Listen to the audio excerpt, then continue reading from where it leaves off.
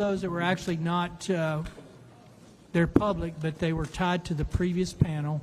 It's going to be a couple of questions that were introduced into the first one here regarding some of the things the panel first said. So we're going to hit those two people only. It was Mr. Costantine and Ashley Willis. So very quickly, I'll ask the question and members can ask. There was a comment made by, I believe it was the EOC, that somebody had an easy feeling about that night. I think it was you. Can you give us a background of, and here's the deal. We all can have easy feelings, right? I mean, we're just kind of human nature, especially in hindsight. You might kind of start thinking, well, I should have. What was the background for that conversation with Tatum is what it was said. Can you give us the background on that conversation? Say your name and your title, who you're with. Yes, sir. Brady, Costantine, Kendall County Emergency Management Coordinator. In context to that, so I'll start with saying I have a lot less years of experience as opposed to many. I'm the second one, I believe, in history for Kendall County to hold this title.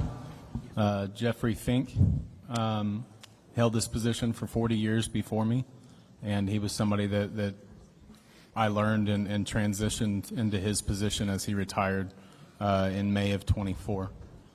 So I will say that I'm a lot more on edge for any type of situation that could happen within the county. Sometimes I'm a little too eager or more proactive, but that's me learning more of what my role is now. I grew up in the fire service as a fireman and paramedic the last 20 years. So to be clear, I just want to kind of land the plane. It wasn't anything Tatum said, or hey, by the way, this is going to be a big one. It was just kind of your experience level, inexperience, and kind of looking at some of the stuff and talking to people. You were believing that maybe this is we may not know what we got. Yes, sir. We did have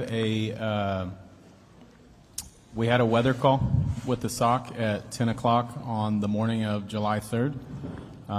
We had our planned parade in the Comfort community that runs down High Street that was planned for that next morning of July 4th that brings a lot of people.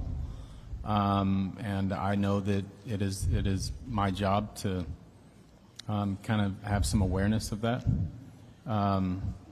And so that's what that was in context to. Yes, wasn't nothing specific. Okay. Members, any questions for Mr. Costantine? Because I don't want to keep him or the engineer up here. Are you the engineer? Mr. Moody, just to follow up on the chair's questions, Mr. Costantine, you said you participated in a 10 a.m. weather call with on July 3rd. And that was the beginning of the conversation. Obviously, things evolved from there, but that was kind of the inception of that, of your action. Yes, sir. I've built a pretty good relationship with my county liaison officer for TDM, Scott Haynes. He knows where my experience level is in the fire service and such, and I still have a lot to learn in emergency management. And so we have a pretty strong relationship. We actually started communicating at 8:30 that morning in regards to potential weather that may or may not actually land in our area or affect Kendall County itself.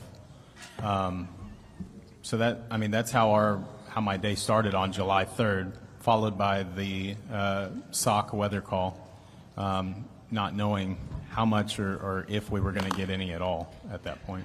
Okay, and the SOC weather call, that invitation goes out to you and who else? I know it goes out to emergency management partners. As far as just for our COG, for ACOG, or I'm sure, by region, I couldn't tell you exactly who all is actually on that list. And that, do you recall, or do you have the ability to inform us later the participants on that 10 a.m. call? Representative, that's a global call. There's probably 500 people on there. No, I know that the invitation's going out. I'm just asking if he participated in it, and if he has these are some of the folks that he works with, if he has recollection of other folks that participated in the call. As far as participation, I couldn't tell you who participated. Okay. I can look at the email chain, but as he said, there's like 500. No, on there. and we get those in our offices too, and we participate where it, if I'm not going to be participating from El Paso on a call like that, but we had the same notification if we would like to participate in it. I'm just trying to figure out if there was anything that stood out to you in that meeting in terms of participation. No, sir. Honestly, I couldn't tell you who all was on the call. I generally don't pay attention to that. I just dial in, listen to it, and see if it's going to affect me in my area or not. In our prior hearing in Austin, when we spoke with NIM Kidd and TDEM, talked about qualifications for folks that serve in positions as yours. You said you're kind of new in this position, and we've heard from another witness has shared his background, education, experience, and training. Do you have anything on that front to offer to in terms of what are the best qualifications? What are qualifications that are best served, or that would best serve the communities when talking about positions like yours? Because obviously we have these positions all over the state, and if there are minimum standards that you think would be important for us to know about, I'd like you to be able to testify about that. So one of the things y'all mentioned earlier is the tabletop exercises, and the information of if you don't use it, you lose it. That is something that we talk about in the fire service when it comes to hazmat, right? Or if you talk about if you don't know how to tie a knot, we tie a lot.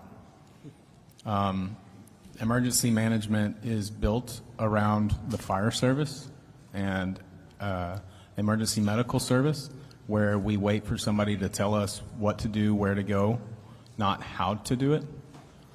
It's not utilized as predominantly in the law enforcement profession, I would say, on a daily basis, at least not at the local level. A background for somebody that, or for this position, I can tell you that is the strongest thing that I have is my background in the fire service, the 20 years I had prior to coming to this seat. I wouldn't have applied or been considered if I didn't have that experience that built the resources and the knowledge for it. Thank you very much. It was very helpful. Thank you, Mr. Chairman. I called the engineer up here because you were named in that. Do you have anything you need to add to that conversation that we were just in with Mr. Costantine? No, I don't have anything to add. State your name and... Sorry, Mary Ellen Shuley, County Engineer for Kendall County. You guys are released. That was an easy day. All right. I'm missing two out of this. No? All right. Let's go.